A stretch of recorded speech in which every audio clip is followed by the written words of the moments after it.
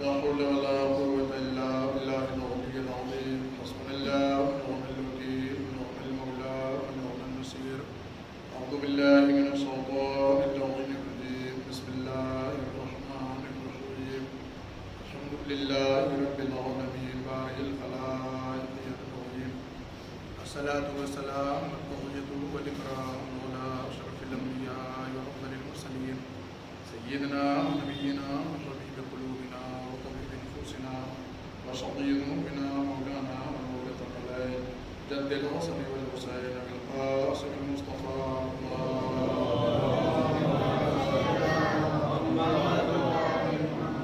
وعلى أهل بيت الطيبين الطاهرين الأكرمين المعصومين المظلومين المنتخبين المنتخبين الذين أذهب الله عنهم الرجس وطهرهم تطهيرا.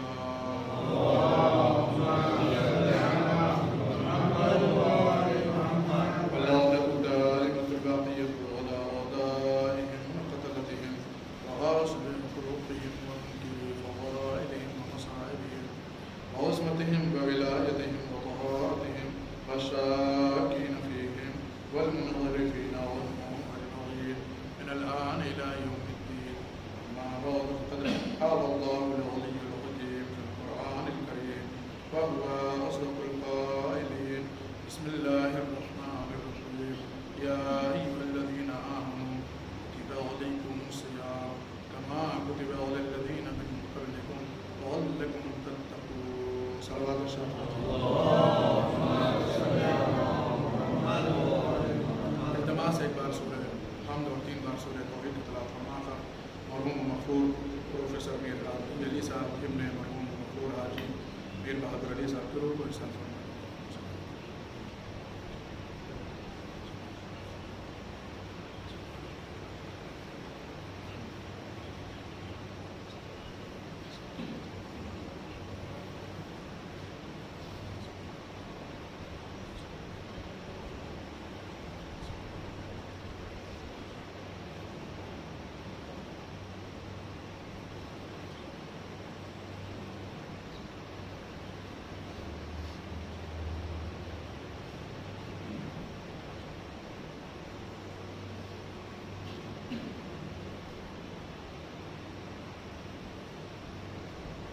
اور صلوات پڑھیے محمد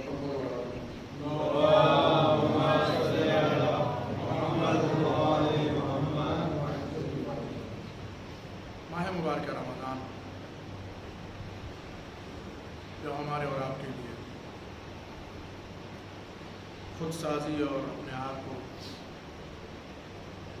بہتر بنانے کا ایک اہم مہینہ ہے.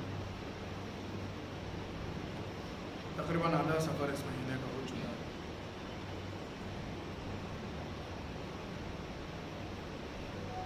یاد رکھیں کہ یہ مہینہ بندوں کے اوپر اللہ کی طرف سے نازل ہونے والی نعمات و برکات اور رحمات کا ہے. اللہ نے اپنے ہر بندے کو ماہ مبارک رمضان میں خصوصی طور پر اپنے نگاہ کرم کا مرکز قرار دیا ہے.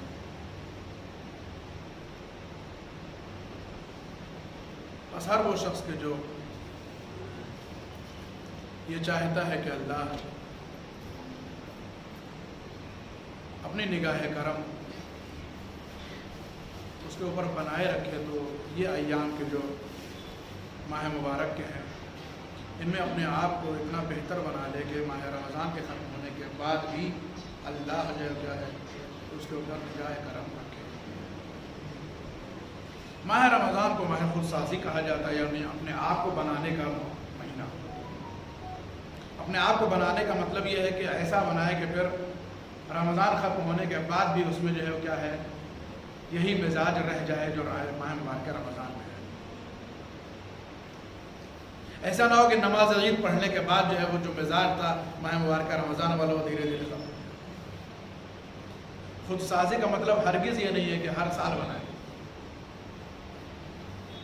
خود سازی کا مطلب یہ ہے کہ ماہ مبارک رمضان میں ایسا بنا لے کہ بقیہ جو ہے وہ سال کے دنوں میں اسی طریقے سے برقرار رہے جیسا بن چکا ہے. ماہ خودسازی جو ہے وہ ہر سال ان کے لیے آتا ہے کہ جو ایمان کے درجوں میں بہت پائین ہے، یہ ایمان جن کا کمزور ہے. تو چلو وہ ایک بار نہیں، دوسرا چانس، تیسرا چانس، چوتھا چانس چلتا رہتا ہے. قرآن نے جو خطاب کیا ہے ماہ مبارکہ رمضان کو لے کر کے جو ہے وہ کیا ہے، وہ صاحبان ایمان سے کیا ہے. بسم اللہ الرحمن الرحیم. یا ایھا الذین آمنوا کتب علیکم الصیام کما کتب علی الذین من قبلکم لعلکم تتقون. اے صاحبان ایمان، تمہارے اوپر اللہ نے روزے کو واجب قرار دے دیا، لکھ دیا ہے بالکل ویسے ہی جیسے تم سے پہلے والوں کے اوپر لکھا جا چکا ہے. مقصد کیا ہے اس روزے کو واجب قرار دینے کا؟ لعلکم تتقون، تاکہ تم اس روزے کے ذریعے سے متقی ہو سکو، تاکہ تم اسی روزے کے. عجیب بات ہے قرآن کی حکمت تو دیکھیے قرآن کریم کی. اس نے خطاب کیا تو صرف صاحبان ایمان سے، یعنی ماہ مبارکہ رمضان انہی کے لیے ہے کہ جو مومن ہے، یا ماہ مبارکہ رمضان کے روزے انہی کے لیے کہ جو مومن ہے. اس نے شروع میں ہی کہہ دیا یا ایھا الذین آمنوا، اے صاحبان ایمان ہم تم سے خطاب کریں. کتب علیکم الصیام، تمہارے اوپر روزے کو جو کیا واجب قرار دے دیا کہ لکھا جا چکا ہے، کما کتب علی الذین من قبلکم، جیسا کہ تم سے پہلے والوں کو. دوسری اہم بات یہ ہے کہ تم روزہ رکھ کے نہ سوچو کہ ہم جو ہے بڑا کام کر رہے ہیں، علیکم السلام، کہ جو ہے وہ صرف ہم ہی جو ہے وہ تیر مار رہے ہیں کدو میں. نہیں، بہت سارے لوگ یہ کام کر چکے ہیں. تم سے پہلے والے وہ روزہ رکھ چکے ہیں. پہلے کے روزے اور زیادہ سخت تھے، پہلے کے روزے اور زیادہ جو ہے وہ کیا ہے رنجاور تھے. پہلے جو ہے وہ نہ فین تھے، نہ اے سی تھی، جو ہے وہ فریج تھی، نہ جو ہے وہ ٹھنڈا پانی تھا، نہ جو ہے وہ طرح طرح کی غذائیں تھیں، نہ اتنے آسائشیں تھیں، نہ اتنے آرام تھے. یہاں پہ جو لوگ بیٹھے ہوئے بزرگ اس مجلس میں، ہم سے ظاہر سی بات ہے بڑے وہ ہم سے زیادہ انہوں نے زمانہ دیکھا ہے. آپ لوگ اپنے بچپن کا زمانہ یاد کیجئے، کیا اس وقت لوگ روزہ نہیں رہتے تھے؟ شاید اس وقت زیادہ لوگ رہتے تھے، زیادہ ادب و احترام تھا روزے کا، زیادہ خیال کرتے تھے لوگ جو ہے وہ اس جو ہے وہ ماہ حرمت کا، اس روزے جیسی عبادت کو اور زیادہ اچھے انداز سے جو ہے وہ جو بھی ان کے پاس اس سہولت. اور جبکہ سہولیات کیا ہے کم تھی، سہولتیں آج کے زمانے میں جتنی ہیں اس سے کہیں جو ہے وہ کم تھی اس زمانے میں. یہ سب چیزیں تو نہیں تھی، سہولت کے لحاظ سے کچھ نہیں تھا اس زمانے میں، مگر پھر بھی لوگ روزہ رہتے تھے، دعائیں پڑھتے تھے، قرآن پڑھتے تھے، تلاوتیں کرتے تھے، نمازیں پڑھتے تھے، ہے نا، سب ہوتا تھا.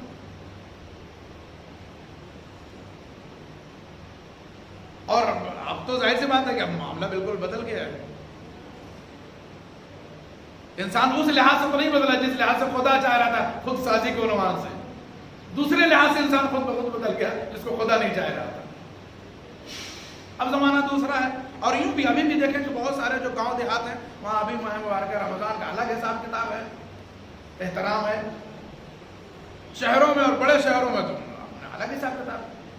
اب اسی دور میں دیکھ لیجیے کہ جہاں اس وقت بھی جو ہے وہ بڑے شہروں کے لحاظ سے یا میٹرو سٹیز جو آپ کہتے ہیں ان کے لحاظ سے جہاں جو ہے وہ سہولتیں کم ہیں وہاں دوسرا حساب کتاب ہے. مبارکہ رمضان کو لے کر کے الگ جو ہے وہ کیا تصور ہے. ہمارے یہاں جو مثلا جو بڑے شہروں میں لوگ رہتے ہیں جن کا ہر کام جو ہے وہ موبائل کے آس پاس ہوتا ہے، ان کا دوسرا حساب کتاب ہے. عرض یہ کرنا ہے کہ ماہ مبارکہ رمضان کے روزوں کے لیے قدرت نے خطاب کیا صاحبان ایمان سے. اچھا، روز تو ہم کو جو ہے وہ 6 بجے ممبر مل جاتا تھا تو ہمارے لیے آسان ہوتا تھا مغرب تک جانے میں آدھا گھنٹہ. آج ہم کو بہت پہلے مل گیا ہے. جہاں تک چلیں گے چلے گا. جو نماز جمعہ بھی تھا، خطبہ جمعہ بھی تھا، تو ظاہر سی بات ہے کہ جو ہے وہ آدمی اتنا جو ہے وہ تو نہیں بول پائے گا. اور آخر موقع پر تو جو ہے وہ اور مشکل ہو جاتی ہے. تو صلوات پڑھیے پر محمد اور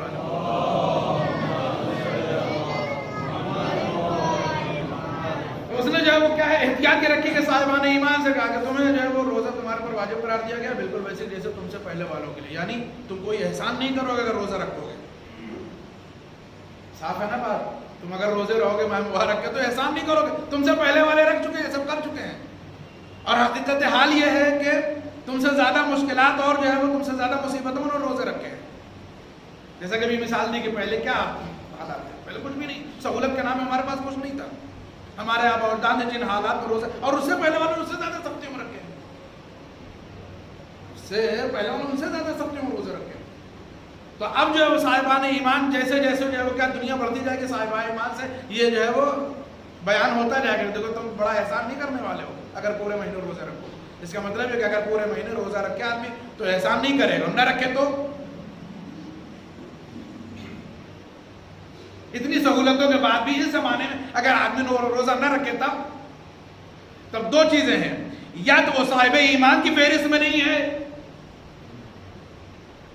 یا تو پھر جو ہے وہ کیا ظلم کر رہا ہے دین کے اوپر۔ وہ یہ تو مطلب ہوا کہ اگر روزہ رکھنا بھی احسان نہیں ہے، کیونکہ پہلے لوگ کر چکے ہیں یہ کام، کوئی بڑا کام نہیں کرے گا آج کے دور کا مومن۔ اور اگر نہ رکھے روزہ اتنی سہولتوں کے بعد تو دو باتیں، یا تو وہ صاحب ایمان نہیں ہے، یا تو کیا ہے وہ دین پر ظلم کر رہا ہے۔ لیکن آج تو زیادہ سہولت ہے، آج تو آسانی سے روزہ مکمل ہو سکتا ہے، ہو ہی جاتا ہے، ہم لوگوں کا بھی ہو ہی جاتا ہے، کسی طرح کی سب کا ہو جاتا ہے، سب کا ہوتا ہے۔ تو عرض کرنا ہے کہ جو ہے وہ دین نے تبدیلی کے لیے موقع رکھا ہے، دین نے خود سازی کے لیے، اپنے آپ کو بہتر بنانے کے لیے، اپنے آپ کو اچھا بنانے کے لیے، اپنے آپ کو بدلنے کے لیے، اور اسی مقصد کے تحت آخر میں اس آیت میں کہا گیا لعلکم تتقون، تاکہ تم متقی ہو سکو، وہ متوجہ رہیے گا۔ یعنی ماہ مبارک رمضان کے روزوں کا سب سے بڑا کمال یہ ہے کہ وہ انسان کو متقی بناتے ہیں، سب سے بڑا کمال یہ ہے وہ متقی بناتے ہیں۔ یہی تبدیلی ہے، ماہ مبارک رمضان کے روزے رکھنے کے بعد جو تبدیلی آنے والی وہ یہی آنے والی ہے، اور وہ بھی یقینی نہیں ہے۔ قرآن نے جو لفظ رکھا وہ لعلکم کا رکھا ہے کہ شاید تم بدل جاؤ، شاید تم متقی ہو جاؤ۔ یعنی پورے ماہ مبارک رمضان میں روزے رکھنے کے بعد بھی قرآن یہ کہہ رہا ہے کہ مومن تم پہلے ہو، روزے رکھو گے مہینے بھر لعلکم، شاید پھر تم کیا ہے تتقون، شاید اس کے بعد تم کہیں متقی ہو سکو۔ یعنی صاحب ایمان ہونے کے بعد بھی، پورے مہینے روزے رکھنے کے بعد بھی، خود سازی کے بعد بھی قرآن یقینی نہیں کہتا کہ تم متقی ہو جاؤ گے روزہ اور ایمان کے نتیجے میں، لعلکم تتقون، شاید تم متقی ہو سکو۔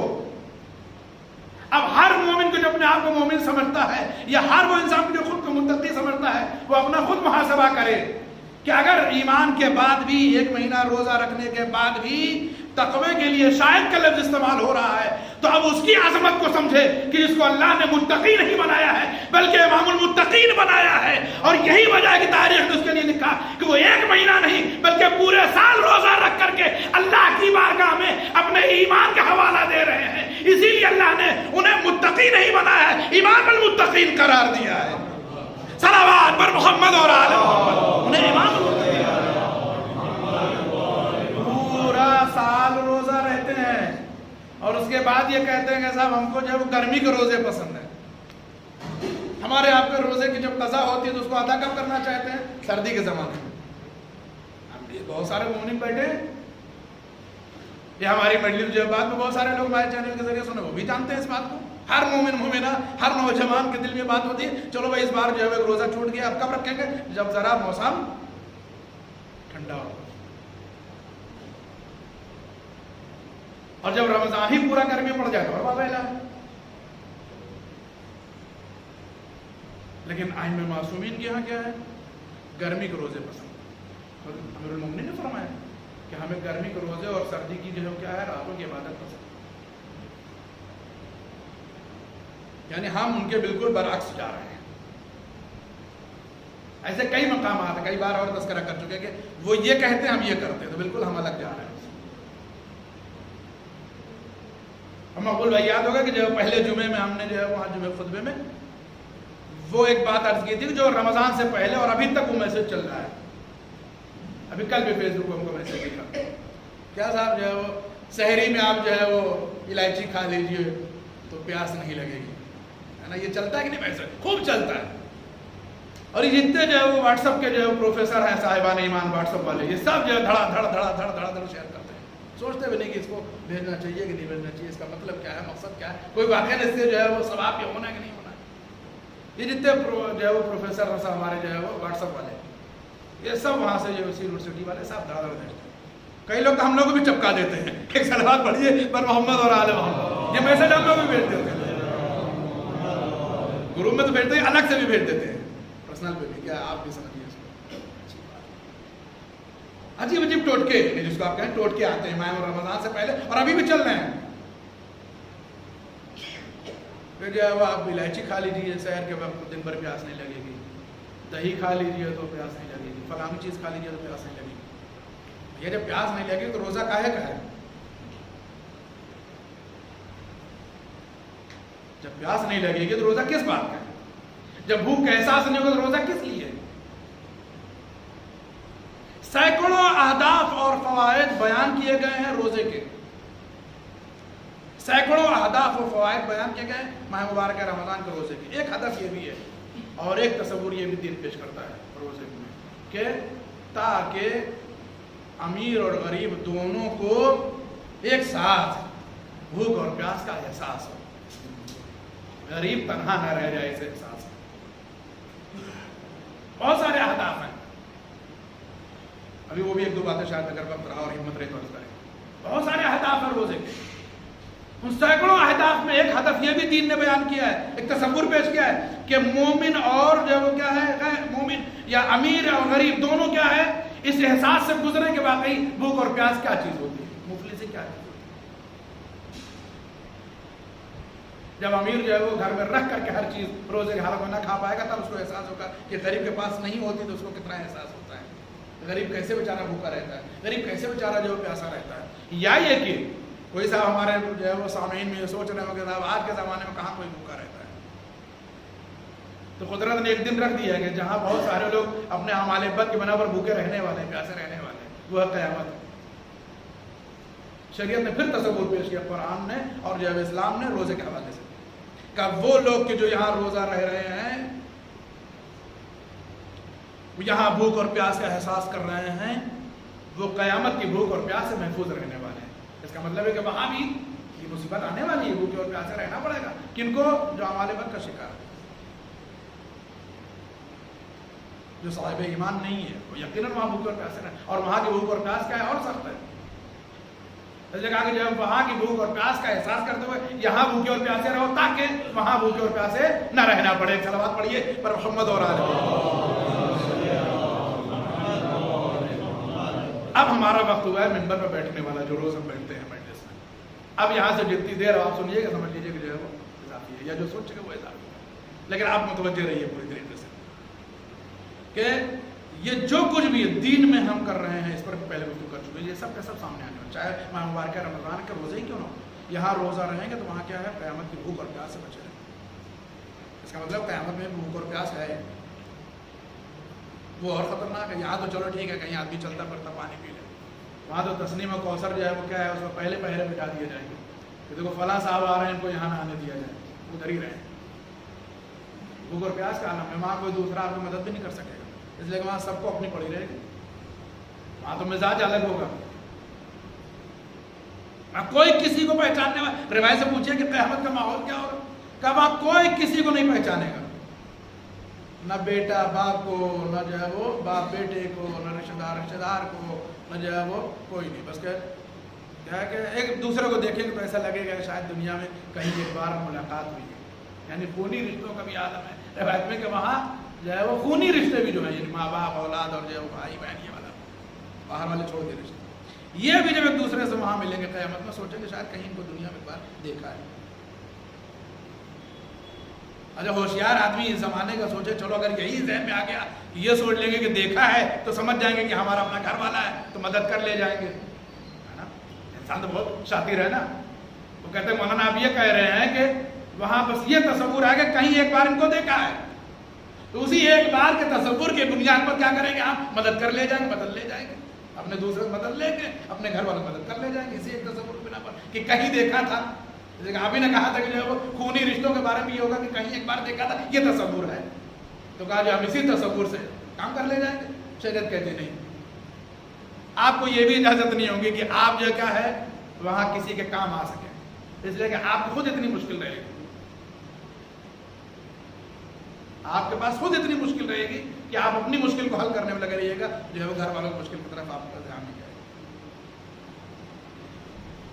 हर आदमी की अपनी खुद मुश्किल है, वहाँ हर आदमी अपनी जान बचाता फिर काहे के लिए जाएगा किसी दूसरे को मदद करने के लिए, फिर क्या होगा, तो और मुश्किल है साहब कि जो है वो ये तसव्वुर भी जो है वो काम नहीं आने वाला है कि जो है वो अगर खाली ये सोच लेंगे कहीं एक बार देखा दुनिया में, समझ लेंगे हमारा बेटा है, समझ लेंगे हमारा बाप है तो मदद करें, हमारी माँ ہے نا, یا ہمارا بھائی مدد کر لینا. شریعت کہتے نہیں, آپ کا ہاتھ اتنا تنگ رہے گا وہاں کہ آپ نہیں کر سکیے گا یہ کام. آپ کے پاس اختیار اتنا محدود ہوگا, یا ہمارے پاس جو ہے وہ کیا ہے, اختیار اتنا کم ہوگا کہ ہم اپنے لیے پریشان کر اپنے بچوں کے لیے کیا کریں گے؟ نہیں ہو سکتا ہے. آپ سوچئے اتنے بڑے عرصے محشر میں کوئی کسی کا جو ہے کیا پرسان احوال نہیں ہوگا, کوئی کسی کی جو ہے پرسش کرنے والا, کوئی کسی کی مدد کرنے والا نہیں ہوگا. لیکن اگر سوچئے اللہ نے کل لوگوں کو اس لیے منتخب کیا ہے, وہ صرف اپنی ہی نہیں مشکل کو, ان کی تو کوئی مشکل ہی نہیں, بلکہ وہ اپنے چاہنے والوں کی بھی کیا کریں گے, وہاں مشکل کو حل کریں گے. تو سوچئے وہ کون لوگ ہیں, اور پھر ان کے اختیارات کیا ہیں. اللہ نے اسی لیے شفاعت کا حق رکھا ہے. کس کو دیا ہے؟ کہا عالم شفاعت کرے گا. عالم کیا کرے گا؟ مشکل کو آسان کرے گا. کس کی؟ اپنے بھی جو کیا 70 نسلوں کی گزشتہ جو اس کے ساتھ والے ہیں وہ بھی. انبیاء اپنی قوموں کی کیا کریں گے؟ شفاعت کریں گے. اس کے علاوہ شفاعت کا حق جو ہے یہ تو عمومی حقوق ہے, خصوصی طور پر اللہ نے شفاعت کا حق دیا ہے اہل بیت اطہار کو. اب آپ سوچئے کہ اہل بیت اطہار کے اختیارات کتنے زیادہ ہیں کہ جو اس دنیا میں بھی ہمیں سنبھال رہے ہیں اور آخرت میں بھی ہمیں بچانے والے ہیں. وہاں بھی کیا ہے؟ ہمیں بچانے والے ہیں. بس اب بات آگے بھی کہہ دیں گے, آپ کم از کم ان کے لیے جو کیا ہے سچے وفادار ہو جائے. کن کے لیے؟ اہل بیت کے لیے, جو وہاں کام آنے والے. ماں باپ, بھائی بہن, اولاد, خونی رشتے جہاں ناکام ہو جائیں وہاں اہل بیت کیا ہے؟ سہارا بنیں گے. قیامت میں جہاں نفسا نفسی کا عالم ہوگا وہاں امام جو بھیڑ سے اپنے چاہنے والے کو نکال لیں گے نا. اجنبیوں کے بھیڑ میں بھی امام نکال لیں گے اسے, ہے یہ سب روایتیں موجود. مگر کب؟ اس وقت کہ جب ہم اپنے امام کے لیے کیا ہے وفادار ہوں. جب آج دنیا میں اپنے امام کے لیے وفادار, تبھی تو وہ کل ہمارا جو ہے وہ کیا ہے اس بھیڑ میں سے انتخاب کریں گے, نکالیں گے ہم کو. یہ تھوڑی نہ ہو سکتا ہے کہ صاحب جو ہے وہ آج اپنی مرضی سے چلے اور پھر یہ بھی امید کریں گے امام آج ان کی مرضی سے چلنا پڑے گا تب امام آگے کیا مدد کرے. نہیں یہ ہو ہی نہیں سکتا ہے یا اپنی مرضی سے چلیں اور یہ یقین بھی رکھیں اور امید بھی رکھیں کہ امام اس کے بعد بھی بھیڑ میں سے ہم کو نکال لیں گے. یہ ناممکن. آج ان کی مرضی کے حساب سے چلنا پڑے گا. ان کی مرضی کے حساب سے چلنے کا مطلب یہ کہ وہ جو کہہ رہے ہیں وہی کرنا ہوگا. وہ کہتے ہیں روزہ رکھو تو روزہ رکھنا پڑے گا. وہ کہتے ہیں نمازیں پڑھو تو نمازیں پڑھنی پڑے گی. وہ کہتے ہیں تلاوتیں کرو تو تلاوت کرنی پڑے گی. وہ کہتے ہیں دعائیں جو ہے وہ پڑھو تو دعائیں پڑھنی پڑے گی. وہ کہتے ہیں جو ہے امر بالمعروف کرو تو کرنا پڑے گا. وہ کہتے ہیں نہی عن منکر کرو تو کرنا پڑے گا. وہ کہتے ہیں خمس نکالو تو نکالنا پڑے گا. وہ کہتے ہیں زکوٰۃ دو تو دینا پڑے گا. وہ کہتے ہیں کہ جو ہے وہ فطرہ ادا کرو تو کرنا پڑے گا. وہ کہتے ہیں اچھے کام کرو تو کرنا پڑے گا. وہ کہتے ہیں برا کام نہ کرو تو نہیں کرنا پڑے گا, ہے نا. وہ کہتے ہیں کہ ظالم کی مدد نہ کرو تو ظالم سے دور رہنا پڑے گا. وہ کہتے ہیں مظلوم کے ساتھ کھڑے رہو تو کھڑا رہنا پڑے گا. جب ان ساری باتوں کو مانا جائے گا تب وہ بھی ماننے کے لیے تیار ہے. لیکن رشتہ جو ہے وہ کیا ہے؟ دو طرفہ ہے, ایک طرفہ نہیں ہے. ایک صلوات پڑھیے پر محمد اور آل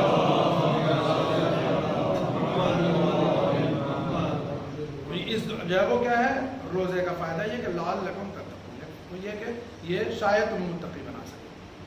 متقی بنانے کا مطلب یہی تبدیلی, چینجنگ لا رہے آدمی کو چینج کرنا. یہ کیا ہے؟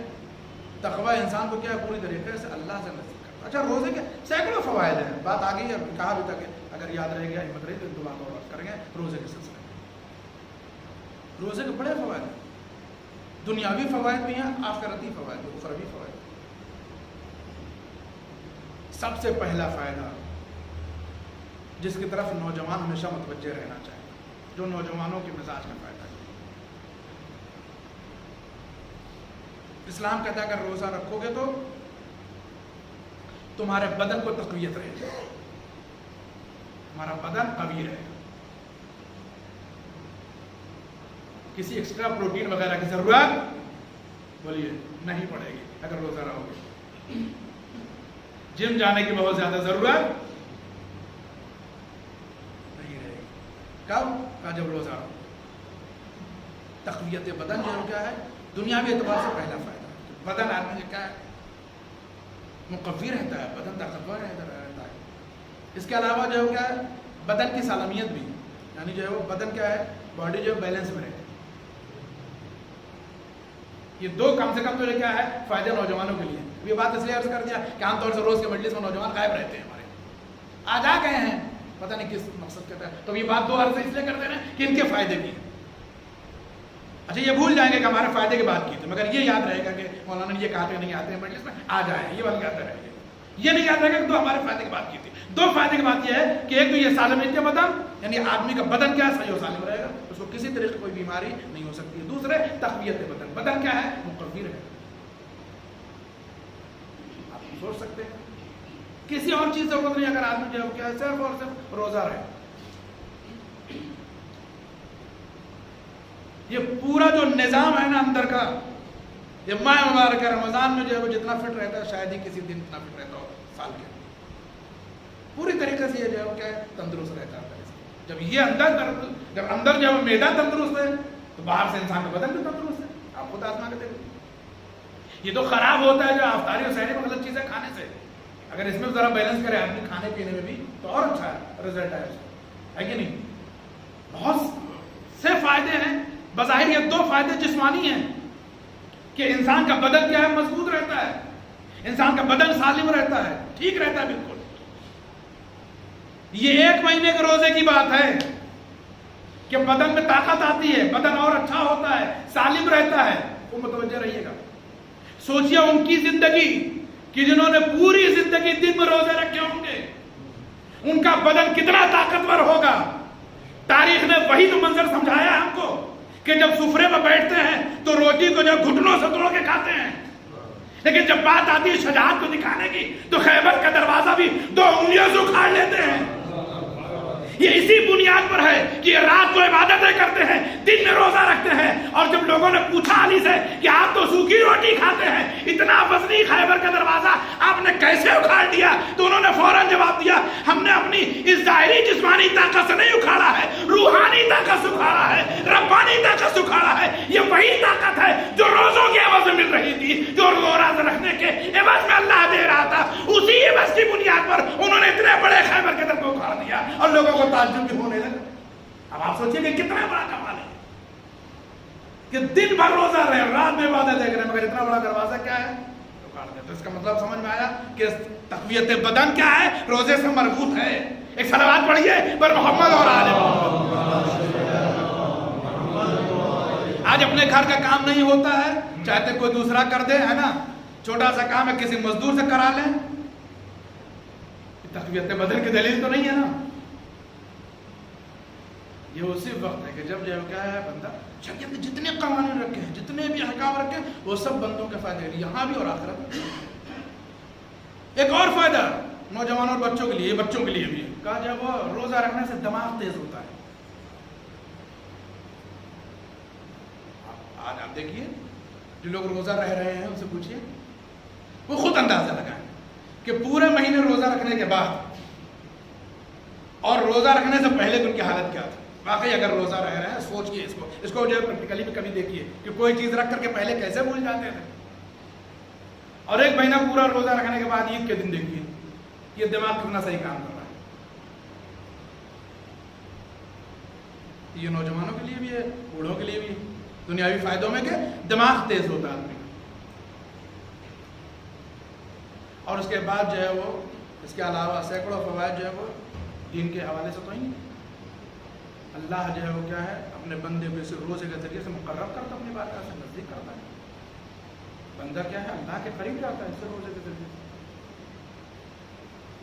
اسی روزے کے ذریعے سے جو ہے وہ کیا ہے بندہ قیامت میں جو ہے وہ آسائش کا مستحق بنتا ہے. بہت سارے ایسے جو ہے وہ کیا ہے ارادہ مضبوط ہوتا ہے. ایک اور فائدہ اگر آپ سمجھ سکیں تو سمجھیے، ارادہ مضبوط ہوتا ہے روزے داروں کا. ارادے اس کے اور کیا بہتر ہوتے ہیں. مثلا ایک آدمی جو ہے وہ کیا ہے ہمیشہ جو ہے وہ مذبذب رہتا ہے، ہر چیز میں اس کو ڈاؤٹ آتا ہے، یہ ہے تو یہ ہے تو یہ ہے تو یہ ہے تو. ماہ مبارک رمضان کے روزوں کا ایک فائدہ یہ بھی کہ آدمی کا جو ہے کیا ہے وہ شک دور ہوتا رہتا ہے. وہ جو کیفیت آدمی کے اندر رہتی ہے ہمیشہ یہ بھی اور یہ بھی یہ بھی وہ بھی، وہ کیا ہے روزہ ختم کرتا ہے. اس کے ارادے کو مضبوط کرتا ہے، اس کے یقین کو مضبوط کرتا ہے. کیسے صاحب صبح سے لے کے آدمی جو ہے وہ کیا ہے اذان فجر سے لے کر کے اذان مغرب بلکہ جو ہے وہ غروب شام تک، یعنی غروب شام تک روزہ رہتا ہے. تو یہی اگر یہ روزہ ہے تو یہی سب سے بڑا اس کا ارادہ ہے کہ جو ہے وہ کھانا سامنے ہے مگر نہیں کھا رہا ہے، پانی سامنے ہے مگر نہیں پی رہا ہے، آسائش دنیا سامنے ہے مگر نہیں استعمال کر رہا ہے۔ نوجوان اگر نئی نئی شادی ہوئی ہے، زوجہ سامنے ہے مگر پھر بھی کیا ہے، شریعت نے منع کیا ہے، تو قوت ارادی کی مضبوطی کے بنا پر کیا ہے، اپنے آپ کو بچائے ہوئے۔ یہ سب کیا ہے، یہ سب قوت ارادی تو ہے کہ انسان کے ارادے کو اور مضبوط کرتا ہے، شک و شبہات کو دور کرتا ہے۔ یہ بھی آپ جو ہے پریکٹیکلی کر کے دیکھ لیجیے، سمجھ میں بھی آ رہا ہو۔ آسان نہیں ہے یوں 14.5-15 گھنٹے جو ہے وہ بھوکا پیاسا رہنا، یہ قوت ارادہ ہی تو ہے جو انسان کو جو ہے کیا بچاتی ہے سب چیزوں سے۔ یہی نہیں بلکہ شریعت نے کہا کہ وہ سارے اعمال کے جو روزے کو باطل کرنے والے ہیں ان سے آپ دور رہیے، سر ڈبو کے نہائیے نہیں، حلق میں غبار نہ لیجیے، ہے نا، انوا نہ لیجیے، اور یہ نہ کریے، اور کھائیے نہیں، اور پیجیے نہیں، تہمت نہ باندھیے، اللہ رسول کے خلاف جب کوئی بات ہے وغیرہ وغیرہ ساری چیزیں۔ مطلب ان سب چیزوں سے احتیاط کرتا ہے نہیں کرتا ہے، ارادہ ہی تو مضبوط ہوا ہے اس کا، اسی بنیاد پر کر رہا ہے، تو یہ روزہ ہی تو ہے جو اس کو اس لائق بناتا ہے۔ اب یہ اور بات ہے کہ آج کے دور کے بہت سارے لوگ ایسے ہیں کہ جو ان چیزوں کو بھی جو ہے وہ کیا ہے چھوڑ دیتے ہیں، یا چھوڑنا چاہتے ہیں، یا چھڑوانا چاہتے ہیں، کہ جو مبتلات روزہ میں نہیں ہے، وہ چیزیں کہ جو روزے کو باطل کرتے ہو تو اپنی جگہ جو ہے وہ طے ہے۔ بہت سارے آج کے دور کے لوگ ہیں، پھر وہی واٹس ایپ یونیورسٹی والے، وہ کیا ہے کہ وہ اس طریقے کے باتیں آپ جو ہے وہ روزہ رکھ کر کے جو ہے وہ اگر نہا لیں تو روزہ باطل ہو جاتا ہے،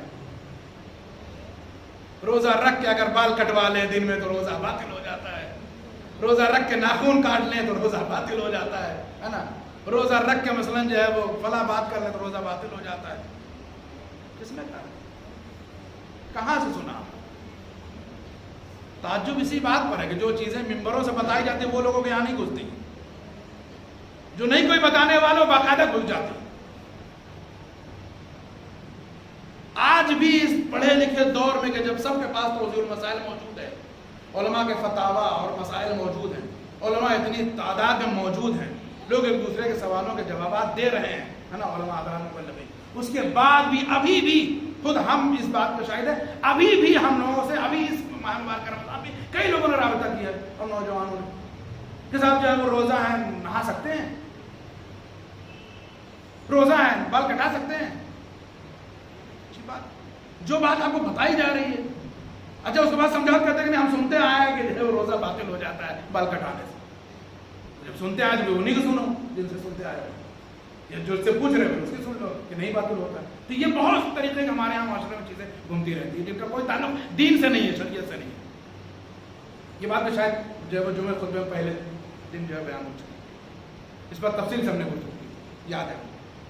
وہ چیزیں اس لیے بیان کریں کہ اس کو یہ آگے جائے گی ویڈیو، بہت سارے لوگ دیکھیں گے اور دیکھتے ہیں۔ وہ چیزیں جو دین میں ہے اس پر عمل نہیں ہے، جو چیزیں کہیں نہیں ہیں اس پر باقاعدہ عمل ہے اور اس پر جو اصرار بھی ہے۔ بہت سارے لوگ جو وہ حالت روزہ میں دن میں نہا نہیں رہے اسی لیے کیونکہ روزہ نہ ٹوٹ جائے۔ بندے خدا کتاب پڑھو، عالم سے پوچھو، ہے نا، جا کے معلوم کرو، ساری چیزیں موجود ہے، ساری چیزیں موجود ہیں، پھر بھی جو کیا ہے آپ اسی وہم میں پڑے ہوئے جو ہے وہ نہا لیں تو روزہ ٹوٹ جائے، ناخن نہیں کاٹ رہے ہیں سب اسی چکر میں، مہینے مہینے پر ناخن پڑے جا رہے ہیں، پہلے کہیں جو روزہ ٹوٹ جائے، رات کو وقت نہیں ملتا ہے بھول جاتے ہیں، دن میں کاٹتے ہیں نہیں روزہ ٹوٹ جائے۔ شریعت نہیں ہے، شریعت دن اور رات میں نہیں ہے، شریعت کا اپنا ایک الگ نظام ہے، شریعت کے یہاں حساب و کتاب ہے۔ تو یہ سب چیزیں جو کیا ہے سب سے اہم جو اس کا سبب ہے ان سب چیزوں کا وہ یہ کیا ہے، علم اور عالم سے دوری اور کچھ نہیں۔ علم سے جب تک دور رہے گا آدمی سے مشکلات آتی ہیں، جتنا جو ہے علم اور عالم سے دور، ابھی تو یہ سب ابتدا ہے، ابھی بہت ساری چیزیں آئیں گی۔ خوشبو لگانے والا سوال ہر سال آتا ہے نوجوانوں کا، خوشبو لگا سکتے ہیں کیا روزے کا؟ مرجع اہل قدر جہان تشیع حضرت آغا سیستانی حفظ اللہ تعالیٰ کا بالکل واضح فتویٰ ہے کہ خوشبو لگا سکتے ہیں حالت روزہ، اور یہ فتویٰ بھی ہر سال کرتا ہے کہ لگا سکتے ہیں، لگا سکتے ہیں، پھر بھی ہمارا نوجوان کیا ہے پوچھتا ہے، کیوں پوچھتا ہے؟ اس لیے اسے پتہ ہی نہیں کہ کیا آ رہا ہے فتویٰ، اس کو اردو ہی نہیں آتی، اس کو اردو نہیں آ رہی ہے، اس لیے وہ جانتا نہیں ہے، اسی کے سامنے سے نظر سے گزرتا ہے فتویٰ، اور اس کے بعد بھی وہ دوسرے سے پوچھتا ہے کہ کیا خوشبو لگا سکتے ہیں؟ اگر سیستانی حفظ اللہ تعالیٰ کا جو یہ فتویٰ موجود ہے کہ خوشبو لگا سکتے ہیں، بس ہاں وہ چیز کہ جو جڑی بوٹی میں آتی ہے، جو جڑیں ہوتی ہیں ادویات کی، جو بوٹیاں ہوتی ہیں ادویات کی کا، وہ اگر واقعی اصلی ہے تو وہ نہیں سوکھ سکتے، لیکن جو یہ ہمارے یہاں اس طرح استعمال ہوتا ہے کون سا جنت الفردوس وغیرہ، ٹھیک ہے، تو ان کو استعمال کرنا کوئی حرج، یا کہ صاحب جو ہے وہ کہیں گے پرفیوم کے لیے کیا حکم ہے؟ پرفیوم کے لیے حکم یہ ہے کہ اگر وہ جو ہے وہ الکوہلی کا تو استعمال نہیں کر سکتے، چاہے روزہ میں چاہے غیر روزہ میں. میں بتایا نا آپ کو کہ دن رات کا نہیں ہے مسئلہ، جو ہے وہ شریعت میں فکس پہلے سے جو ہے وہ سب حساب بنا ہوا ہے. اگر الکوہلک ہے تو جو ہے وہ دن ہو رات ہو روزے میں ہو کہ بغیر روزے کے ہو آپ نے استعمال کرنی ہے اس کو. اور بالخصوص اس کپڑے میں تو بالکل نہ لگائیے کہ جس کو پہن کر کے آپ نماز پڑھنے جا رہے ہیں. نان الکوہلک ہے تو کوئی حرج نہیں ہے، آپ جتنا چاہیے لگائیے. تو عطر وغیرہ کے لیے کوئی پابندی نہیں ہے. تو یہ سب چیزیں اپنے ذہن سے آدمی نکالتا رہے. یہ سب باتیں اس لیے کہیں تاکہ جو ہے وہ دوسرے لوگ بھی اس سے سیکھ سکیں. ممکن ہے کہ آپ جو ہے وہ اس کا مقصد نہ رہے ان باتوں کا، جو دوسرے لوگ ان باتوں کا مقصد ہیں. بہت سارے لوگ اس طریقے کے سوالات کرتے ہیں. عطر استعمال کرنے والے، خوشبو استعمال کرنے والے سوالات اب بھی آ رہے ہیں. کیا روزے کے عالم میں خوشبو لگا؟ ارے بندے خدا، اسلام نے کہا کہ خوشبو لگا کے نماز پڑھو، ثواب کو مرا زیادہ کر دیں گے. کہا جائے وہ مستحب، اسی نے مستحب قرار دیا ہے. عطر کو مستحب قرار دیا گیا بالخصوص نماز کے لیے. کہا نماز میں جو ہے خوشبو لگا کے آؤ، نماز کا ثواب بڑھا دیں گے. پیغمبر اسلام حضرت محمد مصطفیٰ صلی اللہ علیہ وسلم آپ کے حیات طیبہ سے یہ بات مشہور ہے کہ آپ کے لیے لکھا گیا ہے کہ آپ اپنی آمدنی کا جو ہے وہ زیادہ حصہ خوشبو کے اوپر استعمال کرتے ہیں. خوشبو کے اوپر استعمال کرتے ہیں. مطلب سمجھ گئے نا؟ مطلب سمجھ گئے کہ نہیں؟ یہ ہفتے میں ایک دن نہانے والے لوگ جو ہے کیا اسلام کو پسند، خوشبو نہ لگانے والے لوگ جو کیا ہے اسلام کو پسند، رسول اللہ کو پسند نہیں ہے. مطلب یہ خوشبو استعمال کر. ایسا نہ ہو کہ بغل میں کسی کے بیٹھ جاؤ تو اتنی بدبو آئے کہ آدمی سوچے یار کون بیٹھ گیا بغل میں، یا کسی کے پاس سے گزر جاؤ تو لگے کہ عجیب آدمی جو ہے گزر گیا، اتنی ٹھیک آ رہی تھی. شریعت جو ہے کیا نظافت پسند ہے. دین کیا ہے وہ آپ وقت نہیں ہے. یعنی شریعت نے تو ایسی ایسی باتیں بتائی کہ جس کو ہم اور آپ جو ہے وہ سمجھتے نہیں کہ شریعت کیوں گی. کنگھی کرنے کے لیے اس نے اتنی فضیلتیں بیان کی ہیں، کنگھی کرنے کی اتنی فضیلت، اتنے ثواب اس نے بیان کی، پوچھیے نہیں. کہا کنگھی ضرور کرو لیکن کھڑے ہو کے نہ کرو، بیٹھ کے کرو. بیٹھ کے اس لیے کرو کہ جو ہے وہ مفلسی نہ ہے. کھڑے ہو کے کرنے میں مفلسی آتی ہے، غربت آتی ہے. بیٹھ کے کرو. کہا سر میں بھی کنگھی کرو. جوان ہو تو جوان دکھائی دو، شریعت کہتی ہے. باقاعدہ اسلام کی سب بات ہے. کہا اگر جوان ہو تو جوان دکھائی دو. کسی جوان کو شریعت نے حکم نہیں دیا کہ جو ہے وہ جوان اور ایسے کر کے چلے. ہم شریعت سمجھنا ہی نہیں چاہے. شریعت کہتے ہیں اگر تم جوان ہو تو جھک کے نہ چلو. ہاں البتہ یہ بھی کہا ہے کہ اکڑ کے بھی نہ چلو زمین کے اوپر. اس کے لیے قرآن کی آیت بھی ہے کہ ایک دن اسی زمین میں جانا ہے.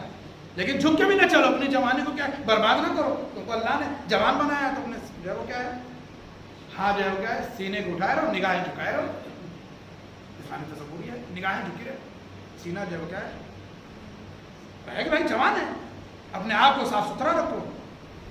کیا کنگھی کرتے ہو سر میں تو تمہارا جو ہے وہ ذہن تیز ہوتا ہے، عقل جو ہے اور سالم ہوتی ہے. اس کے بعد کہا جو ہے وہ جب کنگھی کرو تو مستحب کیا ہے، کہا جو ہے وہ اپنے ٹاڑیوں پر بھی کنگھی کرو.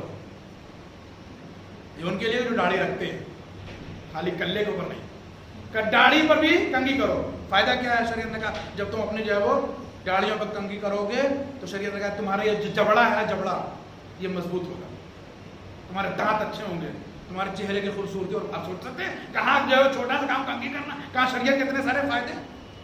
کہا اس پر جب تم کنگھی کرو تمہارے جو ہے دانت اور تمہارے جبڑے مضبوط ہوں گے، تمہارے چہرے سے جو ہے کیا خوشبو، تمہارے دہن سے خوشبو آئے گی، تمہارا چہرہ خوبصورت ہوگا. کہ اس پر کنگھی ضرور کرو. شیشہ آئینہ دیکھنا، شیشہ دیکھنا کتنا چھوٹا سا کام ہے. سبھی جانتے ہیں وہ آج جو ہے شیشہ لگا رہتا ہے، دیکھتے ہیں 1000 بار دیکھتے ہوں مہینے میں. شریعت نے کہا جب بھی جاؤ وہاں دعا پڑھو، بسم اللہ الرحمن الرحیم، وہاں دعا پڑھو. پروردگارہ جو کیا ہے جس طریقے سے تو نے جو ہے وہ مجھے خوبصورت بنایا ویسے میرے اخلاق کو، میرے رزق کو بھی خوبصورت بنا. تو یہ ساری چیزیں کیا ہے اسلامی ہیں، جو ہے وہ ان کا تعلق ہے اسلام سے. اپنے آپ کو ظاہری خوبصورتی باطنی خوبصورتی دونوں سے آراستہ کرنے کے لیے تاکید کرتا ہے. دین نے کبھی کسی کو جو کیا ہے گندا دیکھنا تصور نہیں کیا، کسی مسلمان. لیکن آج جو ہے وہ تجربہ یہ ہے کہ جتنا مسلمان گندا رہتا اتنا کوئی نہیں رہتا. چلے جائیے مسلمانوں کی بستیوں میں، دور سے دیکھ لیجیے، سمجھ میں آ جائے گا مسلمان بستیاں ہیں، ہے نا؟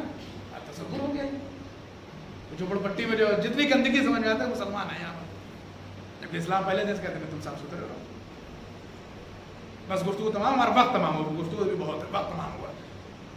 سفر بھائی کھینچتے کھینچتے یہاں تک آ گیا، آپ نے کہا 20-25 منٹ اور یہاں تک آ گئے. ظاہر سی بات ہے اتنا لمبا فاصلہ ہو جائے گا، لوگ کہاں جاتے ہیں اذان سے اور مجلس کے درمیان.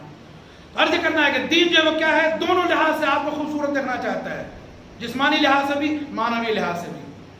قربان جائیے ان عظیم شہداء کے اوپر جو کربلا کے شہداء ہیں، جن کو اللہ نے اس جسم کی خوبصورتی کے ساتھ ساتھ روح کی خوبصورتی بھی عنایت کی، روح کی پاکیزگی. جو اتنے خوبصورت ہیں، جو اتنے خوبصورت ہیں کہ ہوں گے تو حبش کے، لیکن ان کے چہرے کی خوبصورتی پر حوران بہشت بھی نثار ہوں گی. اب بات آ گئی ہے حبش کے غلام کی تو دل چاہتا عرض کرتا ہے کہ مرد مومن کے اس سال ثواب کی مجلس ہے. ہم بھی جب کبھی گھبرایا کرتے تھے ان کے پاس جا کے بیٹھ جایا کرتے. نیک دل انسان، ایک مرد مومن، پڑھا لکھا انسان، جہاں دیدہ انسان، اپنے بچوں سے، اپنے نوجوانوں سے، اپنے ساتھیوں سے عرض کریں کچھ سیکھنا ہو تو اپنے بزرگوں کے پاس بیٹھیے، علماء کے پاس بیٹھیے، بزرگوں کے پاس بیٹھیے، ان سے کچھ اچھی باتیں مانگیں. ہم خود جاتے تھے ان کے پاس بیٹھتے تھے، ہر 2 مہینے 3 مہینے کبھی بیٹھتے تھے. وہ بھی فون کر لیا کرتے تھے، خیریت پوچھ لیا کرتے، چلے جاتے بیٹھ جاتے، سیکھتے تھے ان سے. بہت کچھ ان سے سیکھنے کو ملا. کام ہر سال ان کے ساتھ رہے، مگر سمجھ میں آ گیا کہ واقعا جہاں دیدہ انسان کیسا ہوتا ہے. سیکھیے بزرگوں سے، سنیے، سمجھیے. آج میں اپنی بستی میں جاتے بزرگوں سے ضرور ملاقات کرتے ہیں، لیکن ان سے بہت کچھ سیکھنے کو ملتا ہے. خوب عرض کر رہے تھے کہ جو حبش کا غلام جو سیاہ پوست ہے، وہ غلامی در غلامی میں رہا ہے. جناب ابوذر کا غلام رہا ہے، پھر جناب ابوذر نے جو ہے وہ کیا ہے، مولا امیر المومنین کے حوالے کر دیا، مولا امیر المومنین نے امام حسین کے حوالے کر دیا، امام حسین نے جو ہے جناب امام زین العابدین کے حوالے کر دیا. مگر یہ کربلا ہے، کربلا ہے. دیکھ رہے ہیں، ہر چیز دیکھ رہے ہیں. ایسے ہزاروں غلام ہیں اہل بیت کی تاریخ میں جو آ گئے ایک بار تو پھر واپس نہیں گئے. ان سے امام نے کہا بھی تم کو ہم نے اللہ کی راہ میں، وہ نہیں جاتے تھے. کہتے نہیں، ایسی آزادی کا کیا مطلب جو آپ سے دور ہو کر ملے، ہم آپ کے ساتھ ہی ٹھیک ہیں. چنانچہ یہ غلام بھی حبش کا اسی ہی آ گیا امام سے، کربلا دیکھ رہا ہے ہر چیز. کوئی نہ کوئی امام کے سامنے آتا، کہتا مولا مجھے مرنے کی اجازت نہیں دی. حسین اس کو رخصت کی اجازت دیتے ہیں، رخصت دیتے ہیں، جاتا ہے میدان میں شہید ہوتا ہے. وقت نہیں رہا ہمارے پاس، بہت جلدی سنو. روایت کہتی ہے کہ اسی روز عاشورہ اچانک ایک آدمی اور آتا ہے جو بالکل سیاہ فام ہے، اوپر سے نیچے تو بالکل کالا ہے، غلام ہے یہاں کا، برسوں اس نے خدمت کی اس خاندان کے افراد.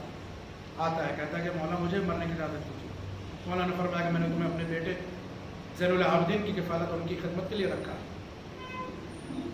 کہا مولا میں نے ان سے بھی اجازت لے لی، میں نے اپنے آقا علی بن الحسین سے اجازت لے لی، آپ مجھے مرنے کی اجازت دیجیے. سوچئے کریم ابن کریم حسین ابن علی جیسا سید الشہداء سینے سے لگا لیتے ہیں. کہتے نہیں، تم نے جو ہے وہ دنیا کی کہاں آسائشیں دیکھی ہے، تم نے ہمیشہ جو ہے وہ غلامی کی زندگی دیکھی ہے، رہنے دو، تم جو ہے وہ کیوں جاؤ گے مرنے کے لیے، کیوں جاؤ گے شہید ہونے کے لیے، تمہاری زندگی اپنی زندگی جی. کہہ رہے مولا ہم سمجھ رہے ہیں آپ ہم کو کیوں نہیں اجازت دے رہے مرنے کی. اس لیے نا کہ ہمارا چہرہ سیاہ ہے، اس لیے نا کہ آپ کا خون جو ہے وہ طیب و طاہر ہے. آپ نہیں چاہتے کہ ہمارا جو ہے وہ بدبودار خون اور ہمارے بدن سے آ رہی بدبو جو ہے وہ آپ کے خون میں جا کے مخلوط ہو جائے. بس روایت کہتی ہے کہ امام نے کلیجے سے لگا لیا، رونے لگے، کہنے لگے کہ جان تمہارا بھی نام جو ہے وہ آج کی فہرست میں شامل ہے. بس روایت کہتی ہے کہ امام حسین نے اسی موقع پر دعا کی جناب جان کی، پھر اللہ میرے اس غلام کو اس بات کا بڑا احساس ہے کہ اس کا چہرہ سیاہ ہے، معبود اس کے چہرے کو نورانی کر دے، اس کے چہرے کو منور کر دے. سوچئے حسین ابن علی کی دعا رد ہو سکتی تھی ہرگز نہیں. کہتے کہ جو ہے وہ جون آئے ہیں میدان میں، زخمی ہو کے گرے، امام کو بولا آقا مدد کے لیے آئیے. پوچھئے تاریخ سے تاریخ کہتی ہے کہ جیسے تڑپ کر علی اکبر کے لاشے پہ گئے امام حسین، ویسے ہی تڑپ کر اپنے غلام جون کے لاشے پہ پہنچے گا. جس محبت اور نوازش سے حسین نے اپنے بیٹے علی اکبر کے سر کو اپنے زانوں پہ رکھا ہے، वैसी मोहब्बत और नवाजिश से हुसैन ने अपने गुलाम से आफाम जॉन के सर को भी अपने जानों पर रखा है, गर्द खून को साफ किया है। रावी कहता है कि जॉन ने इमाम मौत की आगोश में अपना दम तोड़ दिया, लेकिन रिवायत कहती है, बनी असद के ये बयान है, जब 12 मुहर्रम को शुहदा के लाशें दफन होने लगे, इमाम सैयद सज्जाद के हुक्म की बिना पर एक एक लाशें दफन होने लगे। अरे बनी असद कहते हैं, हम एक लाशे के पास पहुंचे जिसकी नूरानियत का आलम यह था कि पूरा मैदान करबला उसके नूर से रोशन था, उसके चेहरे से ऐसी ज़िया और रोशनी निकल रही थी कि जो आसमान तक जा रही थी। हमने सैयद सज्जाद से पूछा, मौला ये कौन सा शहीद है जिसका चेहरा इतना नूरानी है, जिसकी ज़िया इतनी फैली हुई है कि पूरा मख्तल रोशन हो गया है।